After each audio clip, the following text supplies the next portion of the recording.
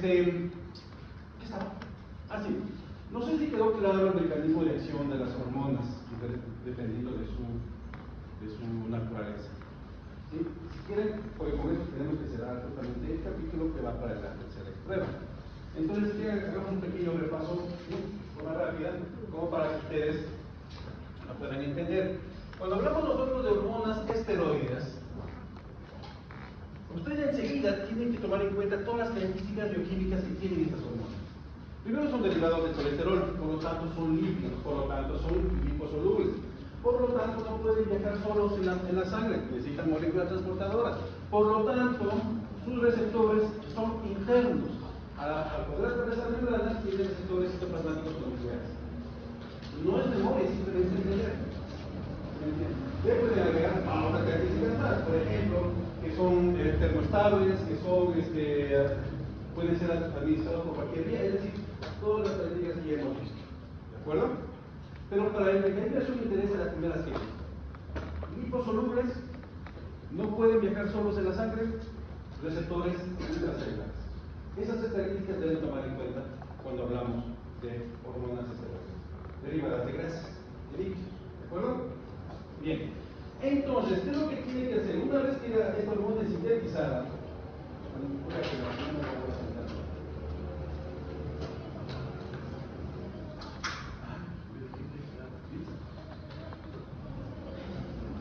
ok, nos da la hormona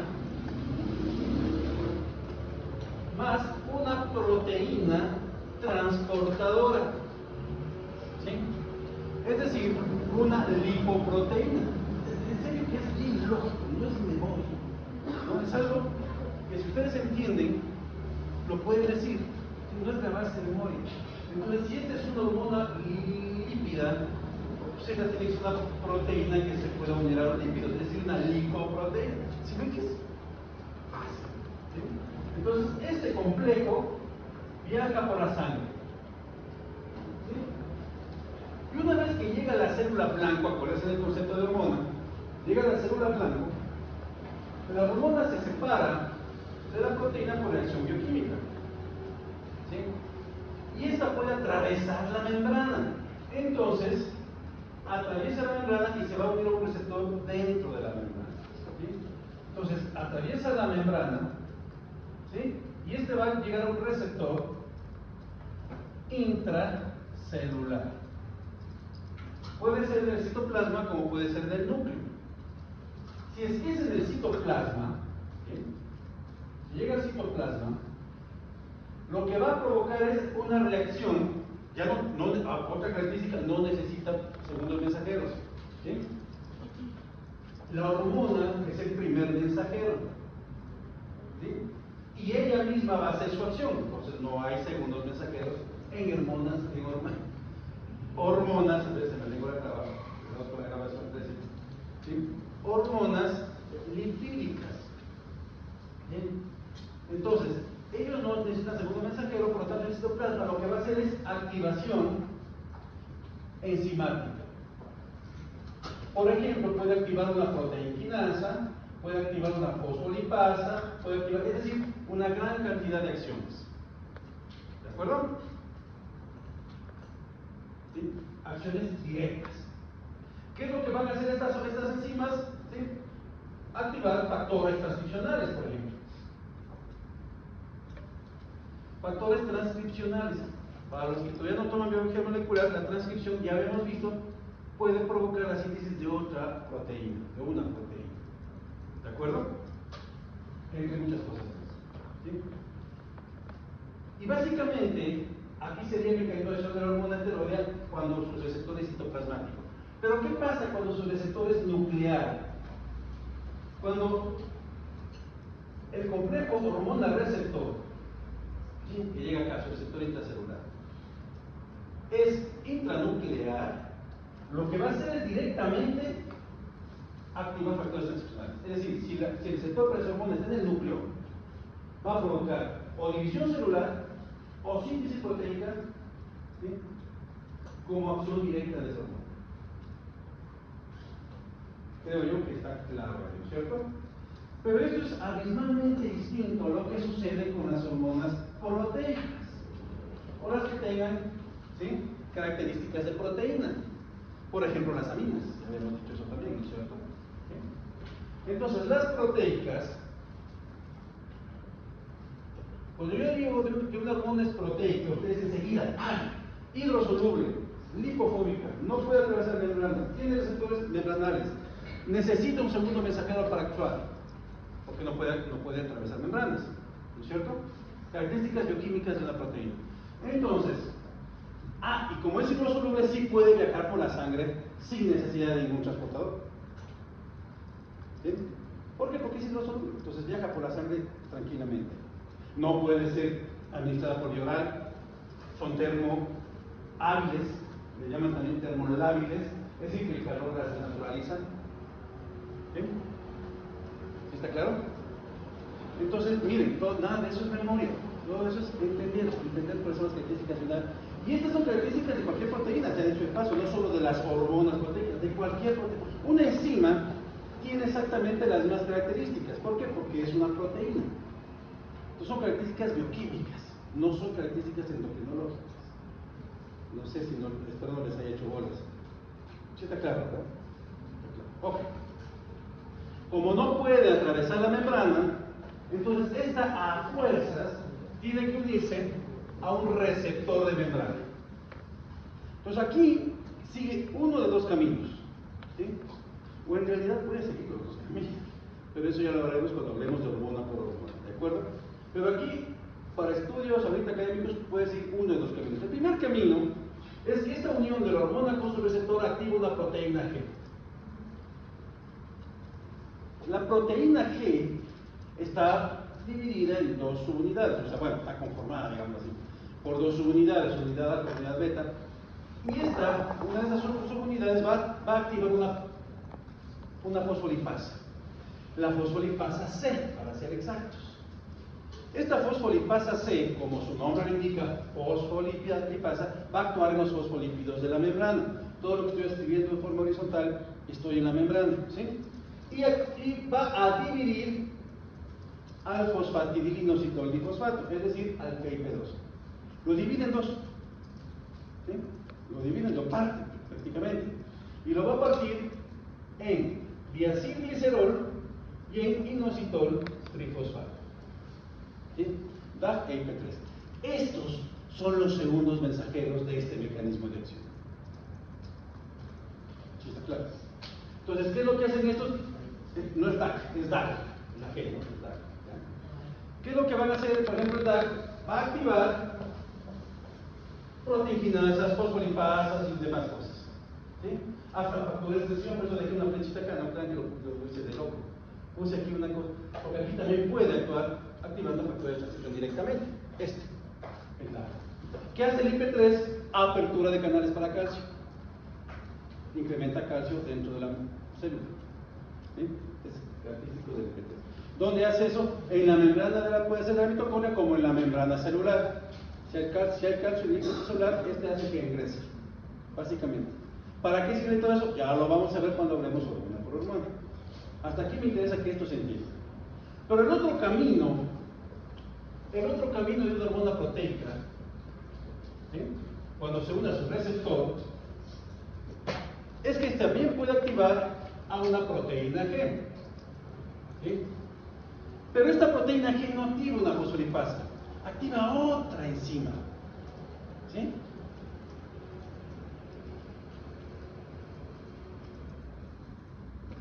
Adenilatoxiclasa. ¿Sí?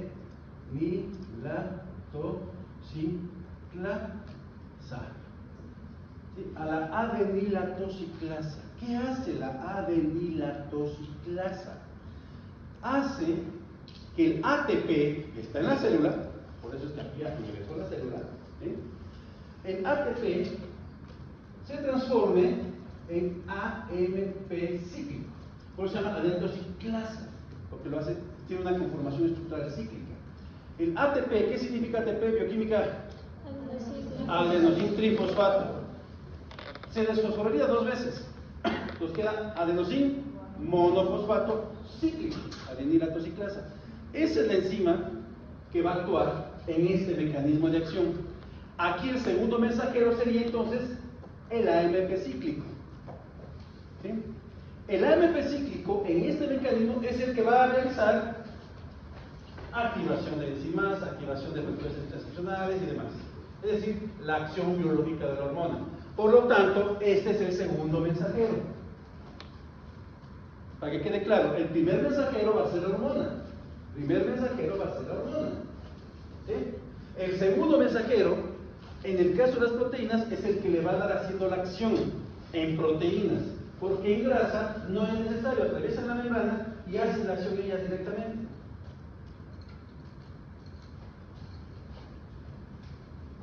¿Está claro? Igual abres la boca y pizza. A ver. No, si ustedes yo me divierto muchísimo en mis clases, la verdad. A ver, hermano. El primer camino que podría ser la acción, ¿cuál es la seguridad de la proteína? Igual, alfa, beta.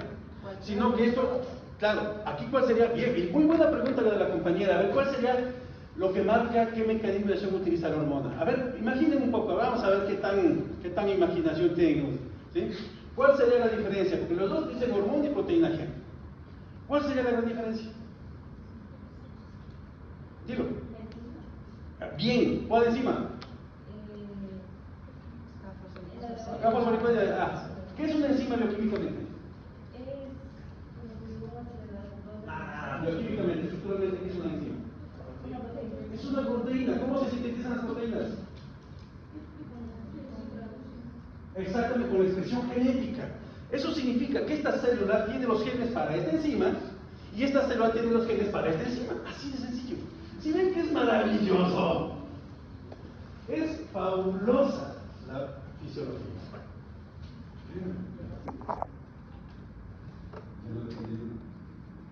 ¿No se dan cuenta? No tienes no es memoria, entiendan el proceso. Listo, ya lo hicieron. ¿Sí? Hasta esa respuesta, y muy buena pregunta. Voy a hacer pregunta pensando.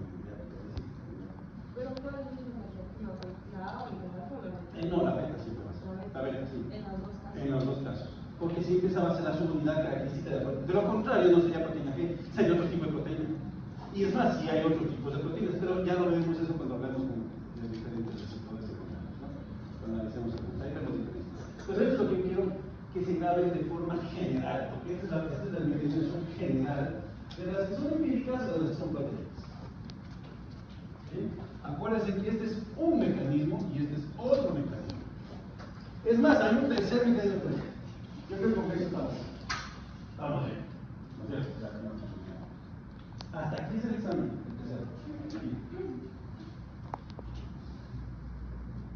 ¿De acuerdo? Creo que esté claro, ya luego ya queda la pregunta. Bueno, dicho está ahí entonces.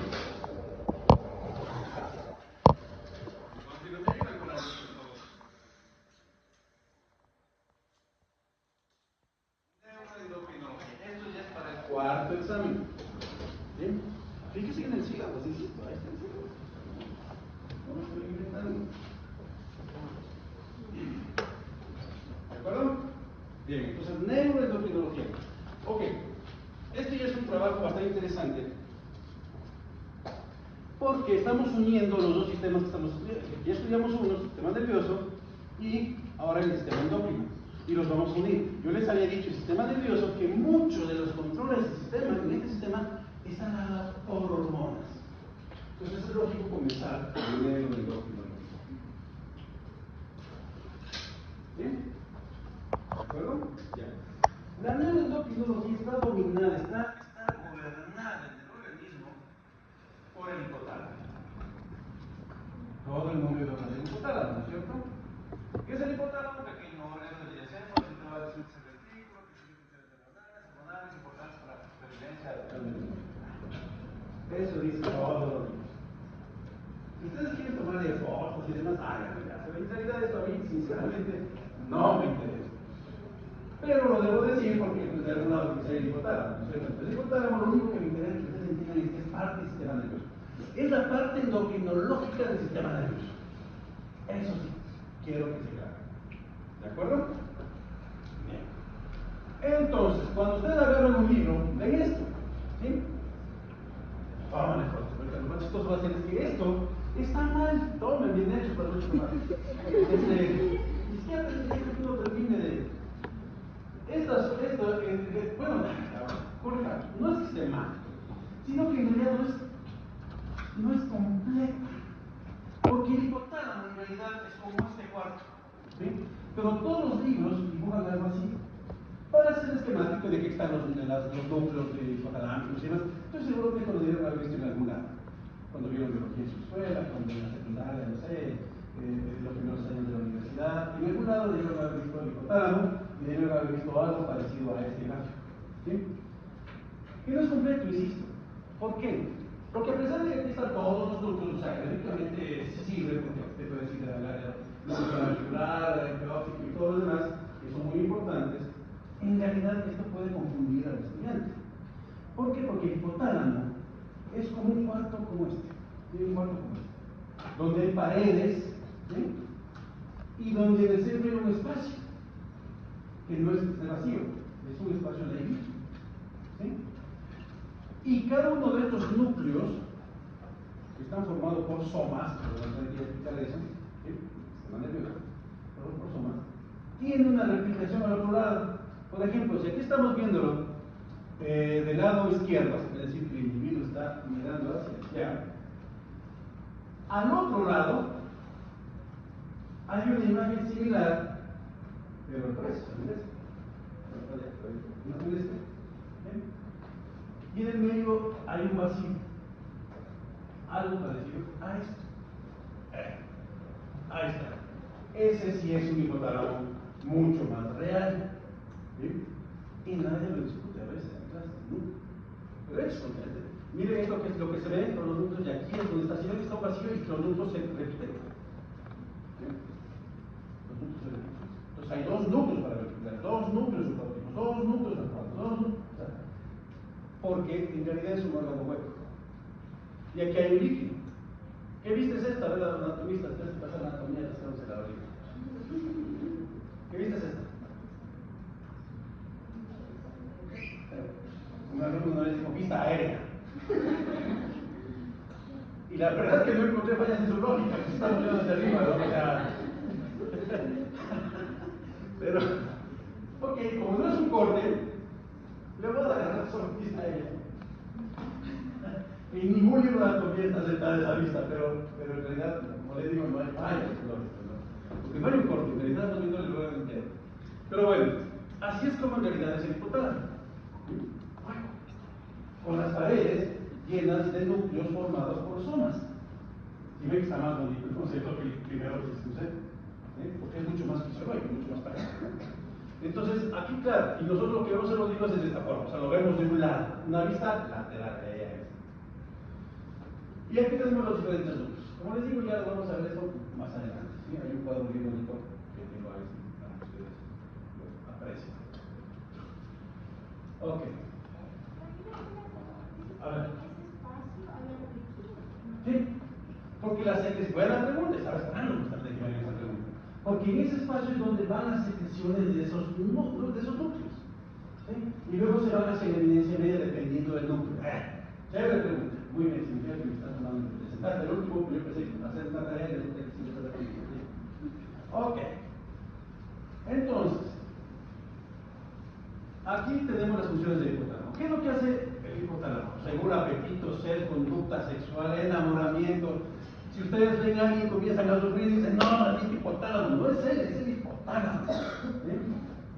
Ese es el que hace todas las cosas que nosotros muchas veces hacemos. Otras son neurovegetativas, integradas por parte del sistema simpático, termorregulación, regulación vasomotora, todo eso hace el hipotálamo. Imagínense qué importante que es el hipotálamo. Todo eso hace el hipotálamo. De ahí que es importante estudiar. Y esa relación, como ya lo vieron ustedes en alguno de los artículos que leyeron, hay una estrecha relación entre el hipotálamo y la hipófisis. Una estrechísima relación entre los dos, justamente dado por la funcionalidad que existe para poder controlar todo esto. Entonces, La función hormonal que involucra dos distintos sistemas secretores justamente. Miren esto. Miren. Párenle bola a lo que estoy diciendo. Aquí está el hipotálamo. ¿Sí? Si se dan cuenta que muchas de las neuronas de los somas están. Muchas de las neuronas que están en el hipotálamo tienen sus axones y terminan aquí en la eminencia media.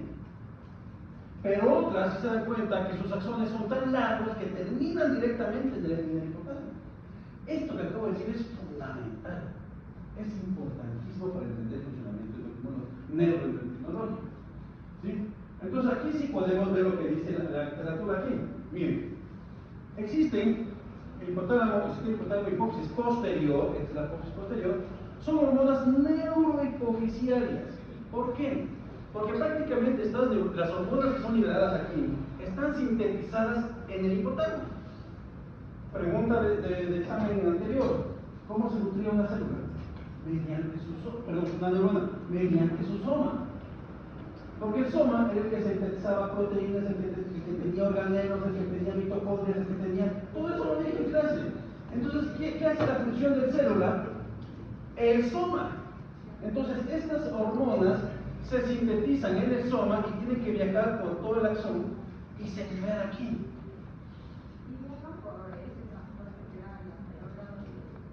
De los axones. Van a dejar de dar el punto este, pero no. Es obligación de que entiendan la clase. Viajan por aquí y se liberan acá. Por lo tanto, no necesitan hacer nada más de lo que ya vamos a ver. ¿Sí? Entonces, si somos muy estrictos y quisquillosos, las hormonas liberadas en la hipófisis posterior son neurohormonas y son hipotalámicas porque se sintetizan en el hipotálamo. ¿Sí o no? ¿Es lógico o no es lógico? Por esa razón, a la hipófisis posterior le llaman neurohipófisis, porque está formada por las terminaciones nerviosas de los axones que salen desde el hipotálamo. En serio que es maravilloso eso. Si somos, por ejemplo, esto también es un error. Tengo que poner los libros, pero el profesor investigador manda libros, ¿cierto? Si somos bien estrictos y hacemos un corte histórico aquí, no veríamos esto. Veríamos puntos terminales de las axones que salen desde el hipotálamo. Eso veríamos. Pero no es de aquí que está dibujado así que bonito, que parece más bien otras cosas, pero no sería esto, sería otra vez sistemáticamente engaña mucho al estudiante. ¿Sí? Pero en realidad todo esto está formado por las terminaciones nerviosas de los axones que salen desde el soma. ¿No es cierto? Chéverísimo. ¿Qué pasa con el hipotálamo hipófisis anterior, en cambio? Aquí sí nos vamos a marcar un poquito la vida, pero así es la fisiología, ni modo. Aquí salen las hormonas hipofisiotrópicas. Hipofisiotrópicas. Bonito nombre. ¿Por qué?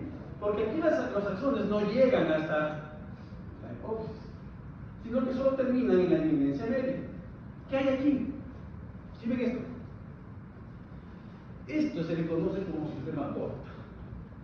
A ver, histólogos, anatomistas, ¿qué es un sistema porta? Ahí sí puedes hablar.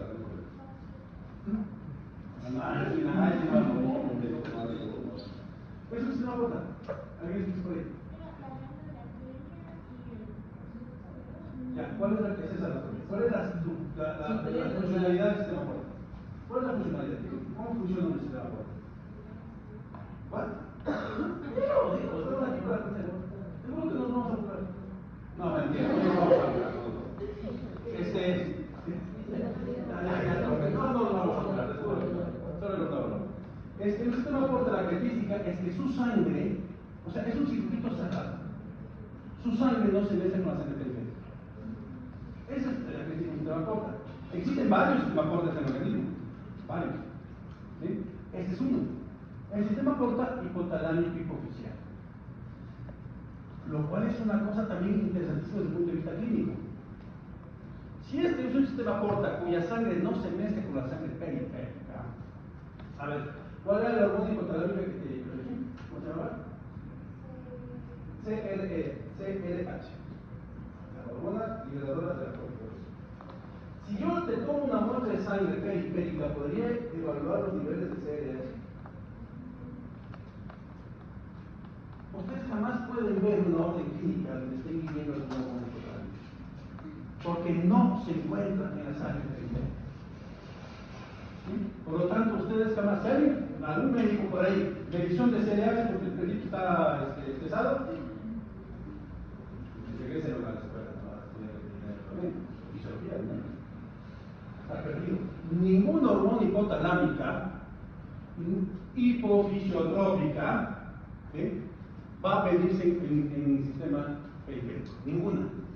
Porque todas van al sistema porta, por lo tanto no se mezclan con el sistema periférico. No puede haber niveles en sangre en una muestra de sangre braquiaria, por ejemplo, del brazo, de GnRH, de CRH, no puede. Porque es hipotalámica, hipofisiotrópica, que llega, ya vamos a ver, las fisiotrópicas son otras, pero son las que llegan aquí y se mezclan en el sistema porta. Por lo tanto, no hay en el sistema sanguíneo. Perfecto. ¿Sí se dan cuenta? ¿Qué es lo que hacen? ¿Por qué se llaman hipofisiotrópicas? Porque las 5 células principales que hay en la hipófisis anterior son glandulares y son trópicas, así se llaman. Como habíamos dicho que esta posterior se llama neurohipófisis porque son terminaciones nerviosas. Si estas son glandulares, su nombre es adenohipófisis. Adeno significa glándula. ¿Sí? Adenohipófisis. ¿Sí? Entonces ya tenemos las dos condiciones de contacto del eje hipotálamo hipofisario. El hipotálamo se contacta con la neurohipófisis y con la adenohipófisis mediante el sistema porta. ¿Alguna pregunta hasta aquí? Usted solamente uno por ¿ya? Continuamos. Que este cuadrito justamente les decía. ¿Sí? Miren la cantidad de hormonas que salen de cada uno de los núcleos de hipotálamo. Ahora sí que el cuadro es incompleto. Es bien difícil entender cómo puedo decirlo. Miren, aquí está la región, también se llama núcleos, núcleo 4, dorso medial, paraventricular, preóptico, supraplasmático, subpróptico, ventromedial y bajo. Todos los demás. Y miren la cantidad de hormonas que salen de cada uno de ellos. ¿Sí? Obviamente, con esto ustedes se dan cuenta por qué la especialidad de endocrinología dura 5 años. Porque imaginen que aparte de grabarse esto, tienen que ver cómo actúa cada una de estas hormonas y qué pasa cuando no actúa. Híjole, un desafío. Entonces miren, por ejemplo, del dorso medial tenemos una orexina. En la cual tenemos hormona liberadora de crecimiento, liberadora de gonadotropinas, el péptido similar al glucagón, que el compañero ya lo leyó. GLP-1.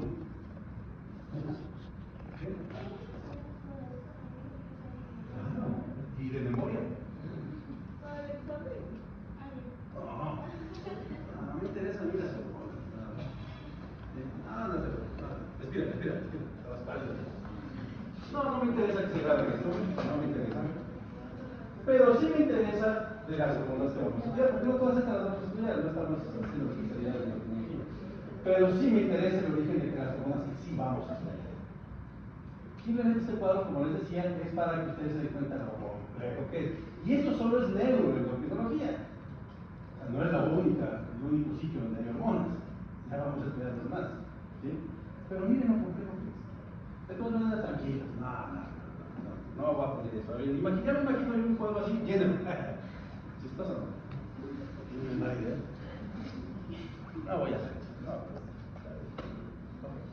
Pasemos ahora sí a lo que sí puedo tomar. Ahora sí. Viendo el cuadro anterior, me di la operación de 25 ¿sí? Y ahí sí, el asunto es muy interesante. Unas caras así de asustado. Y es fácil, no se asusten. ¿Sí? ¿Cuáles son los núcleos más importantes desde el punto de vista funcional? Espérate, si ves que está vacío, no puedes poner acá. Tenemos núcleos supraóptico y paraventricular para las hormonas neurohipofisiarias. ¿Cuál es el supraóptico? Es este. Y el paraventricular es este. Entonces aquí tenemos las ¿Cuáles son las neurohipofisiarias? Las que salían en la neurohipófisis. Entonces de aquí hay axones de aquí hasta acá. ¿Bien? Y tenemos los núcleos arcuato o arqueado, como quieran, ventromedial y hipotalámico anterior, que se dan a secretar, que son el arcuato, el ventromedial y el hipotalámico anterior, donde van a estar secretadas las hipofisiotoras. Este sí me interesa, pero ¿sí? Obviamente. ¿De acuerdo? Este sí, ahí sí ya, ustedes ven cómo le hacen. Pero este sí me interesa que lo sepan, obvio, porque en este nos vamos a pasar todo de las materias. ¿De acuerdo? Bien. Continuemos. Entonces, tomando en cuenta muchas veces cómo es la funcionalidad de las hormonas, cómo funcionan los centros hipotalámicos, estos centros son capaces de interpretar señales que vienen desde fuera. Por lo tanto, para poder interpretar las señales que vienen desde todas las partes del cuerpo, este puede medir estado funcional de los órganos blancos, va a tener que procesar, integrar y traducir esa información recibida, responde con señales neurohormonales que provocan respuestas fisiológicas, por ejemplo, hormonas liberadoras, factores inhibitores, la oxitocina, vasopresina, dopamina, que son neurohormonas, ¿no? Todas estas son parte justamente de las reacciones que tiene que hacer el hipotálamo como respuesta a señales de cómo está el resto del cuerpo. ¿Sí? ¿Ya está claro? Y la primera, ¿qué pasa? Ahí está. ¿Le estoy escuchando voces? Sí, ¿alguien? Sí, ¿no? Estoy escuchando voces. Se prueba. Eso no dice. ¿Cuál?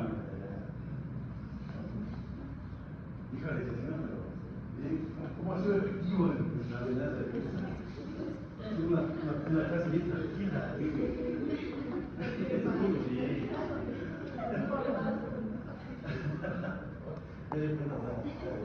Habla nomás. Exactamente. Ok, ahora sí, arranquemos con las hormonas. Ya vimos la parte general de neuroendocrinología, ahora sí, ¿qué hormonas son las que vamos a estudiar? Primerita, quistoactina. La quistoactina tiene una historia muy interesante porque la vamos a ver en reproducción, que es una hormona reproductiva.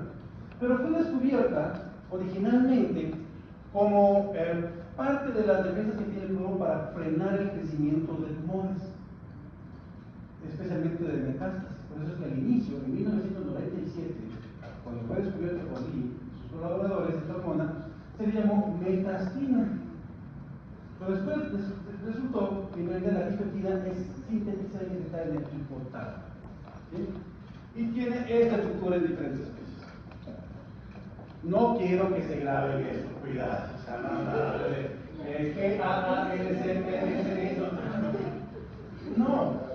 no vayan a hacer eso.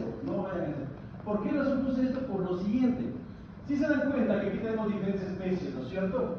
Pero yo les había dicho, a ver, si vemos esto, ¿qué estructura química estamos hablando? Químicamente, ¿qué es la quistoactina? Es una proteína, son aminoácidos. Son proteínas, ¿sí? Es una proteína. Por lo tanto, membrana, receptores de membrana, no puede atravesar la membrana, tiene que actuar por segundos mensajeros. Todo eso ya tiene que grabarse así, ¿de acuerdo? Ya voy a ver qué tipo de receptores son y cuál es el segundo mensajero y ustedes tienen que enseguida ya saber cómo hacer. ¿Cuál es la razón por la que pongo esto? Es por la siguiente. Miren el dominio que se une a su receptor. Es exactamente el mismo en todas las especies. Con una excepción, el humano, que cambia el último aminoácido. Por lo que significa, a esto los autores, los investigadores, le pusieron como KP10, es decir, que son los 10 últimos aminoácidos que son los que nos interesan como fisiólogos de toda la molécula. Es decir, que cuando se sintetiza artificialmente, solamente interesan los 10 últimos aminoácidos, que son los que van a activar la receptor. ¿Sí? Son los que van a activar el receptor, entonces son los que van a hacer la acción biológica de la hormona. Artificialmente, farmacológicamente, no me interesa toda la molécula, me interesan los 10 últimos, por eso le llaman KP10. E insisto, esto lo vamos a ver un poco más de detalle en reproducción, porque esto no es reproductivo. ¿Sí? Bien. ¿Sí está claro, no es cierto? Si ven lo necesario de la biología molecular, si ven lo necesario de la bioquímica. Era para inhibir el crecimiento de tumores. Así fue como se descubrió, pero después se descubrió en realidad que esta es el centro de control pulsar de la GNRH. Insisto, ni siquiera lo apunto. Lo vamos a ver en reproducción. ¿Sí? No lo apuntes.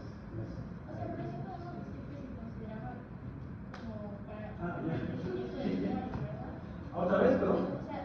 Sí, o sea, pueden decir eso porque así fue como fue descubierta. Fue descubierta a finales del siglo pasado, en el 97, por ahí fue la.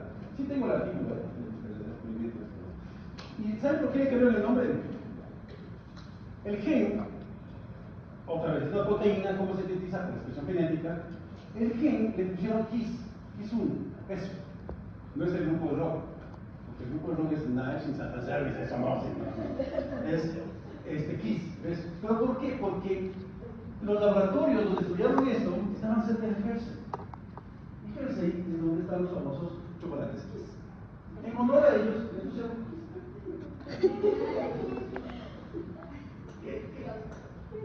¡Qué lindo!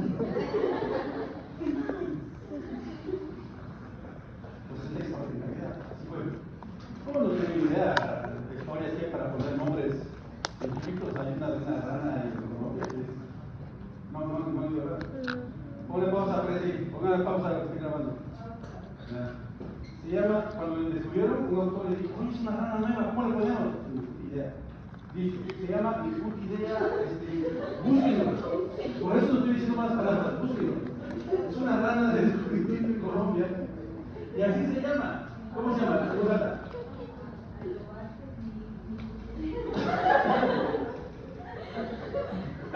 Así que esta sí es una historia chévere. Así que, ¿conoce la pierna de pollo? Fresas. Fresas. ¿Qué? Una pierna de pollo y pasa la próxima. Somos 48. Bueno, entonces estos son los 10 últimos aminoácidos con excepción de la humana se unen a su receptor y por lo tanto puede hacer acción. Pásale allá, pobrecito está, pero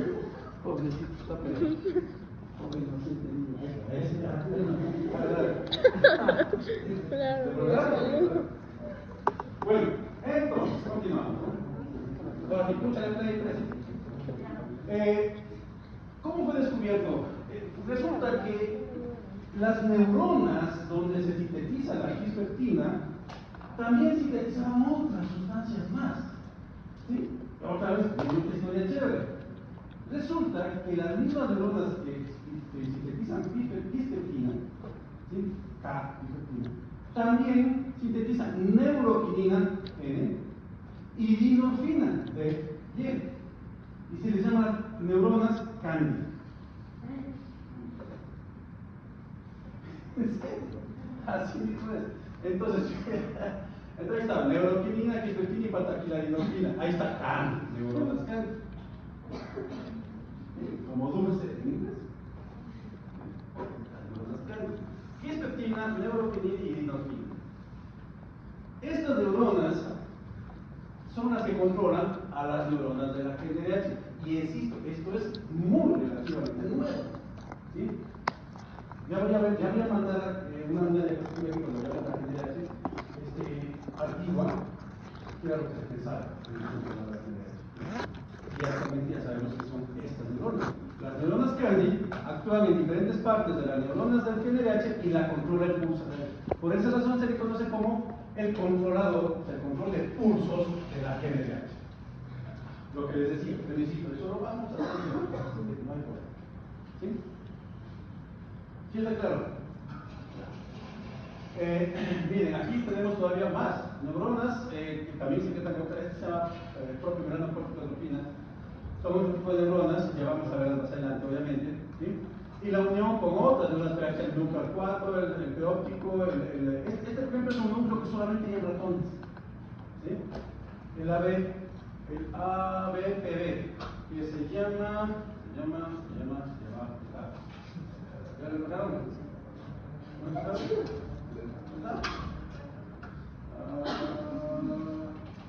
está? Bueno, es anteroventricular paraventricular, así se llama, pero son los ratones. En este mamíferos es el índice neurológico y paraventricular. Pero el ratón está unido. Entonces, como esto se estudia mucho en ratones, es el núcleo hipotalámico de ratones. ¿Sí? Y miren, ahí está el gen, KIS1. Ese es el gen, KIS1. El gen que expresa y sintetiza. ¿Sí? Entonces, estas neuronas tienen la expresión de este gen, por lo tanto, favorecen la síntesis de quispeptina y controlan las neuronas generales. ¿Qué tipo de neurona es este? Bipolar. Mira qué importante entender este sistema nervioso.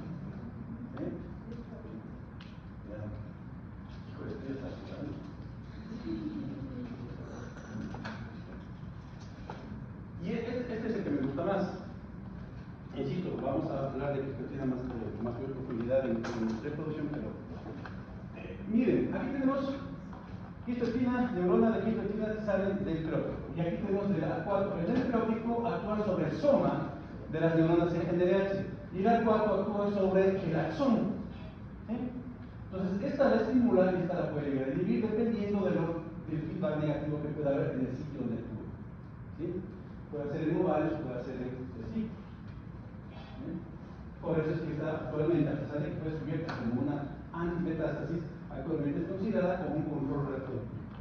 Porque si ustedes leyeron lo que decía del anterior, aquí, las neuronas Candy controlan el inicio de la pubertad. Por eso les digo que vamos a hablar de esto con más detalle. ¿Sí? ¿Qué es la pubertad? Cuando un individuo es reproductivamente viable. Cuando un individuo puede reproducirse. ¿Sí? Bueno, no hablaste, ¿verdad? No. Solo regresaste a ver al cuerpo que estaba aquí.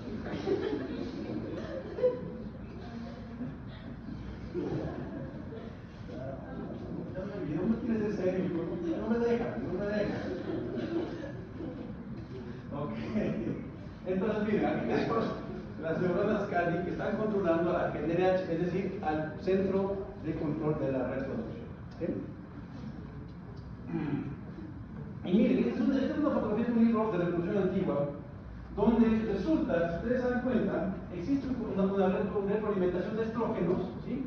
Y de andrógenos, ¿sí? Hasta el hipotálamo. Y no se sabía hace mucho tiempo qué era lo que actuaba acá, porque resulta que la GNRH no expresa receptores para andrógenos o estrógenos. Entonces decían, ¿cómo los andrógenos y estrógenos controlan la GNRH? No se sabía. Entonces propusieron una neurona y un interrogante. No se sabía. Ahora ya se sabe que esta es una neurona cándida. Si digo, investigación científica. Por eso jamás puedo aceptar un libro mágico. Jamás. Nunca, lo siento, no.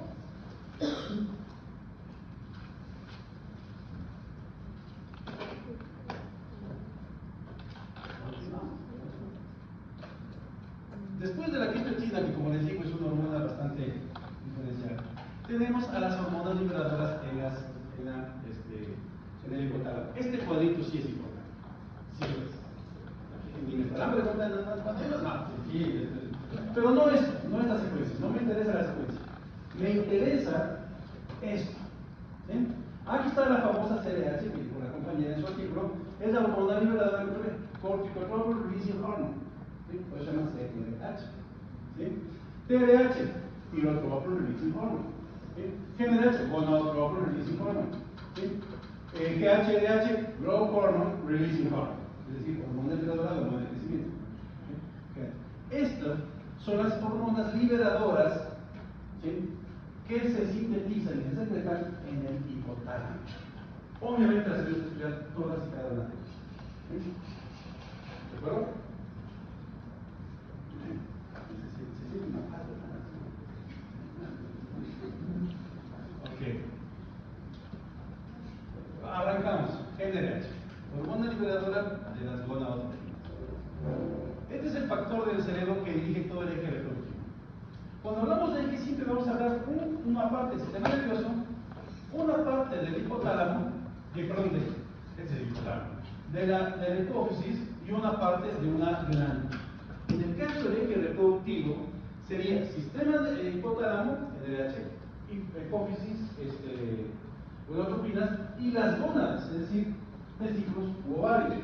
En el caso del artículo, por ejemplo, que leyó la compañera, el eje del estrés sería hipotálamo, CDH, hipófisis, ACTH, que se lo dijo ella, y la gonadotrofina, y el resultado sería la corteza, la glándula corteza adrenal. Ya vamos a hacer luego un cuadro de todo eso, ¿de acuerdo? Entonces, este es el eje reproductivo. ¿Sí? Entonces, el sistema nervioso estaría representado por la GNRH, que hipotálamo. ¿Sí? La pituitaria por las gonadotropinas, FSH, LH. ¿Sí? Y las gonadas por andrógenos o estrógenos dependientes del macho. Entonces, ya está más fácil de entender. Entonces, este es un eje reproductivo. Sin la GNRH, los gonadotrofos, que son los gonadotrofos, acuérdense que yo les había dicho son hormonas psicofisiológicas, porque se llaman células tróficas, las células que están conformando el área del hipófisis. Entonces, una de ellas se llaman gonadotrofos. Los gonadotrofos no funcionarían. ¿Por qué se llaman gonadotrofos? Porque actúan sobre las gónadas, secretan gonadotropinas.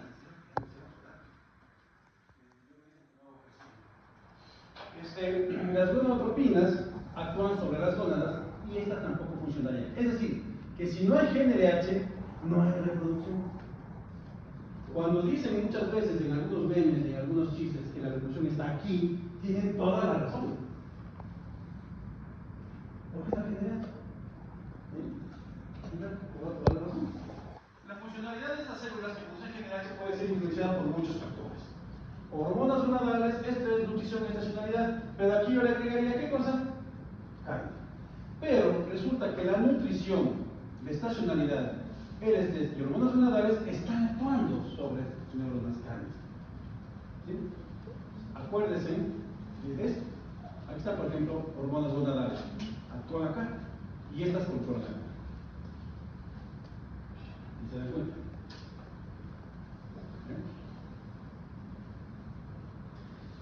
La GNRH es un decapéptido, eso significa que es una proteína, ¡pum! Ya saben, proteína, receptores de membrana, seguros mensajeros, no puede atravesar membranas, amigos solubles, no necesita transportador, todo eso ya enseguida, ¿cierto? Ya. Es un decapéptido, es decir, que solo tiene 10 aminoácidos. Lo interesante de este decapéptido es que solamente estos dos últimos son el dominio que reconoce el receptor.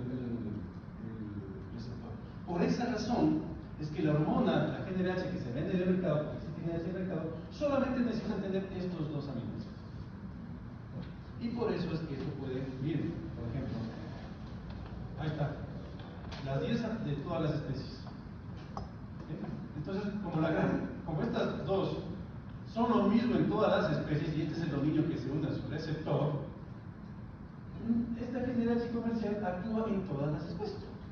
Por eso que utilizan el mismo, voy a dar un nombre comercial, no estoy cobrando comisión por si acaso. Pero por ejemplo, el Novalix me sirve para cerdos, para cabras, para ovejas, para vacas y hasta para perros. ¿Sí? ¿Por qué? Porque todos tienen estas mismas. Entonces es chéverísimo entender ello porque farmacológicamente se vuelve más fácil también entender cómo se mecanismo. ¿Vamos bien? Entonces regresemos. La expresión del gen, obviamente es una proteína, se sintetiza por expresión del gen. La expresión del gen, y para GNRH, el péptido producido, fue detectado en el cerebro de varias especies, entonces sabemos que la GNRH está en todas esas especies. La secuencia de aminoácidos del GNRH tópico es casi idéntica en todos los mamíferos, como ya lo estamos viendo aquí. ¿Sí? Son pequeñas variaciones en diferentes especies, como por ahí en algunos relojes pequeños. ¿Sí? Pero esa es básicamente la secuencia de GNRH. En nuestras especies, ustedes pueden darse cuenta, es muy, muy similar. ¿Sí? Y lo que nos interesa son estas dos. ¿Sí está claro, no? ¿Se está entendiendo o muy rápido? A lo mejor sí, muy rápido estoy sudando. No, muy rápido, sí, muy bien. ¿Sí se entiende? ¿Cuándo está la grabación de la clase? Amigo, una pregunta. ¿Cuáles eran los que se unen al receptor? No, tienes que grabar. Son dos aminoácidos. ¿Sí? Y están en inglés encima de eso. Pero son dos y todos se repiten con las especies, por eso es que la GNRH comercial los une para las especies. También existen isoformas, por ejemplo, de la GNRH1, ¿sí? Que ha sido encontrado en el área plástica del hipotálamo. El gen que codifica tiene 4.300 pares de bases, ¿sí? 4 exones y 5 intrones. Bueno, esto es biología molecular. Supongo que las clases de biología molecular me están entendiendo, los demás estoy hablando en chino. Así que esto no me interesa que se aprendan, si te olviden, pasemos. ¿Sí? El gen contiene un ciclo intensificador, otra vez biología molecular. Olvídenlo. ¿Sí? Lo que me interesa. Biología molecular, ni lo vas a entender. Sí, además, aquí está el sentido de la vida. ¿Saben cuál es el sentido de la vida?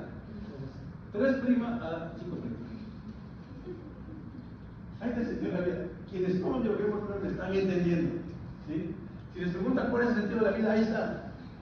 Porque es justamente el seguimiento de las bases de la nuclear.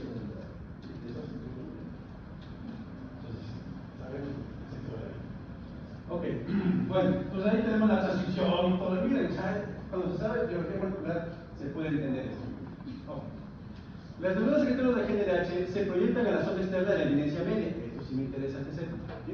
Aquí tenemos las neuronas, se expresan hasta acá, se extienden hasta acá sus axones hasta la eminencia media. Aquí son recogidos por el sistema porta. ¿Ya?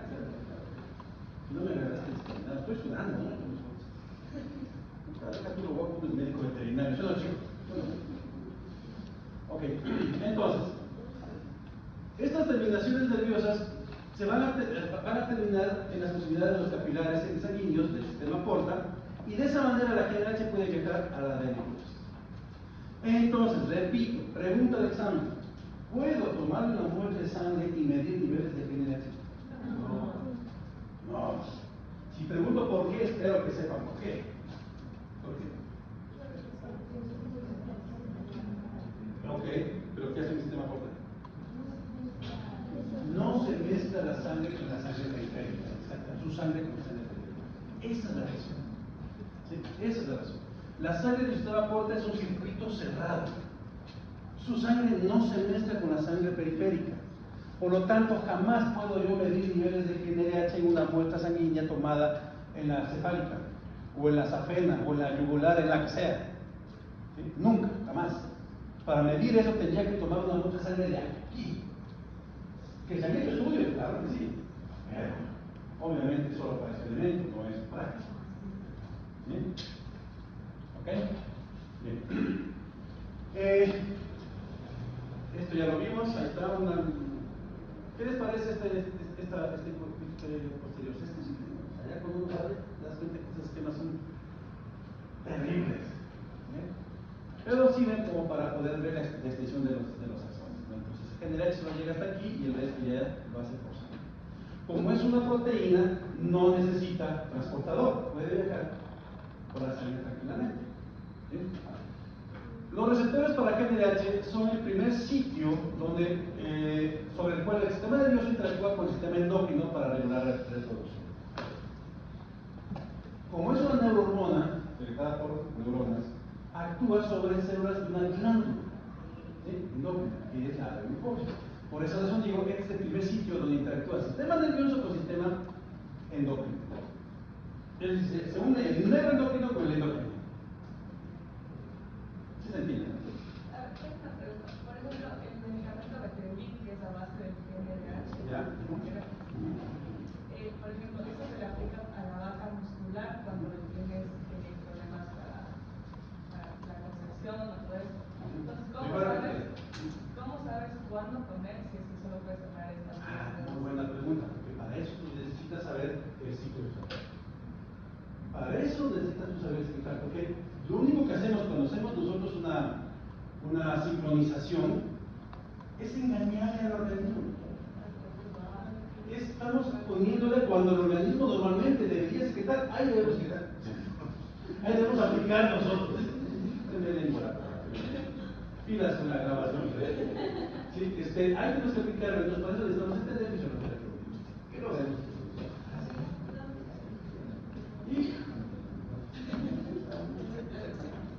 Esta zona prohibida de preguntas no. Ok, ¿Quién fue? Cochila, sí. Diga el agua. Pues está ya hablando sucio. Como ayer no tiene sucio, pues estoy echando por allá. Descartada completamente.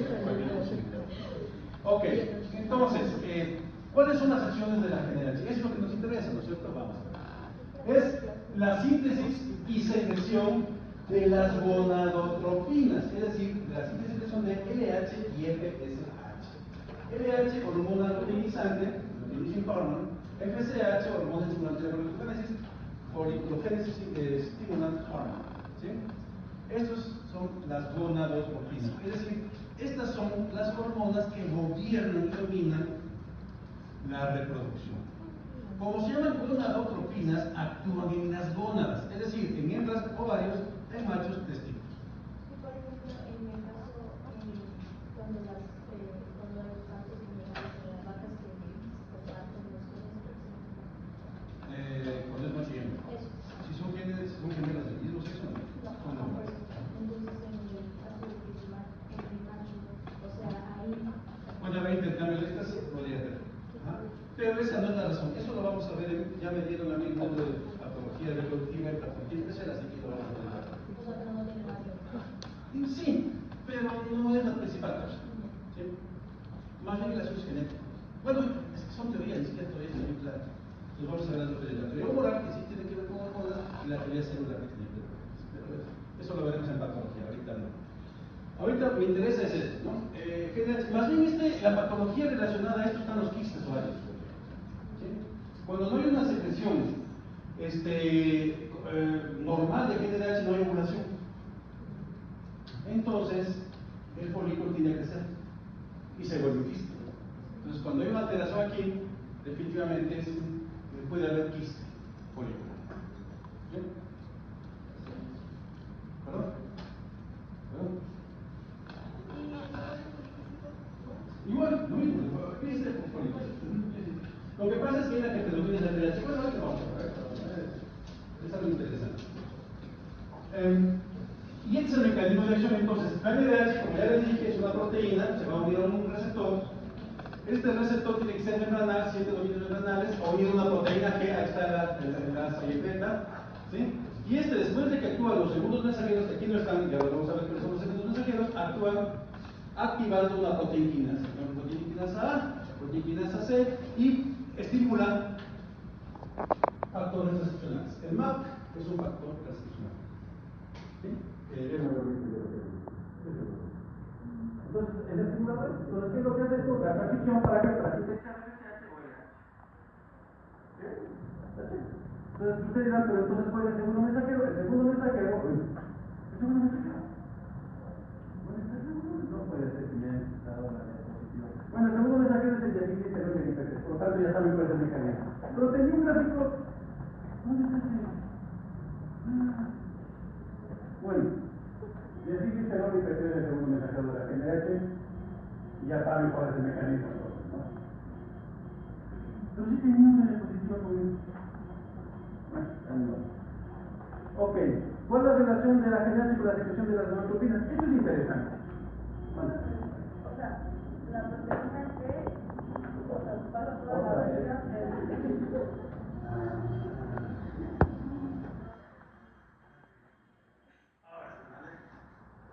pasa toda la versión, la proteína que una y se crea el GAP y el IPT, y de ahí se activa la proteína A. No, de ahí se activa una proteína quinasa, y la proteína quinasa actúa, no proteína, es un factor de transcripción. Los MAP, es una cascada de eventos del MAP. ¿Sí? Y las preguntas de aquí a las biólogas moleculares, eso domina. ¿Cierto, chicas? Ahora, rápidamente para ya terminar esta hormona, porque ya se va a terminar ahora. A ver, todo esto de aquí, esta diapositiva, más esta diapositiva y esta diapositiva, lo que quieren decir es lo siguiente. De las dos gonadotropinas que se secretan con la GnRH, solo una tiene el mismo patrón de secreción, y es la LH. La FSH no tiene el mismo patrón de secreción. Hagan la siguiente analogía. Una señora, GnRH, tiene dos hijas, FSH y LH. La LH es la hija que ve a su mamá como el ejemplo a seguir. Lo que la mamá le gusta, a ella también le gusta. Lo que la mamá estudió, ella también estudió. Lo que la mamá hace, ella también hace. Pero la FSH es la hija rebelde. Dice, no, hija, yo no me voy a la fiesta. No, hija, pero también me gusta el reggaetón, ¿no? Me gustan las regones, y si no me acuerdo, no pasó, y no sé qué más. Entonces la mamá no puede controlar a su hija rebelde. A su hija rebelde la controla la policía. ¿Cuál es la policía? Inhibina y esto. Estas dos controlan la inhibina y la esto. Ya señorita tiene que ir a su casa. No me voy porque no necesita llamar a la policía. Tiene que ser sujeto a las consecuencias de sus acciones. Llega a la policía. La lleva a la policía a su casa. Vamos a ver si pasa esta introducción. Pero una vez que se va a su casa, ya ellos no tienen acción, pues se van. Y como se van, vuelve a actuar otra vez la FSH. Entonces la FSH no depende tanto de la GNH para su secreción, para su síntesis sí, es mamá. Pero para su secreción depende de estas cosas. Ya, no me interesa lo que yo digo, esto que me interesa. Y espero que se entienda lo que estoy diciendo, porque eso no me interesa. Lo dejaré claro ahí. Está claro. Pero la LH en cambio sí tiene el mismo patrón. Entonces, la LH como va a actuar hasta las gónadas, si yo me tomo una muestra de sangre en la ¿puedo evaluar el LH? Claro que sí. Obvio, porque tiene que viajar hasta las gónadas. Entonces viaja por sistema circulatorio normal. Entonces, el patrón de secreción del LH es el patrón de secreción de la GNH. Y ya puedo evaluar que GNH de forma indirecta. ¿Sí o no? Eso es para locos. Pero esa es la metodología reductiva y me fascina. Entonces ahora ya sabemos de forma indirecta cómo evaluar los niveles. No vamos a separar. ¿Preguntas hasta aquí? Nos vemos la próxima clase.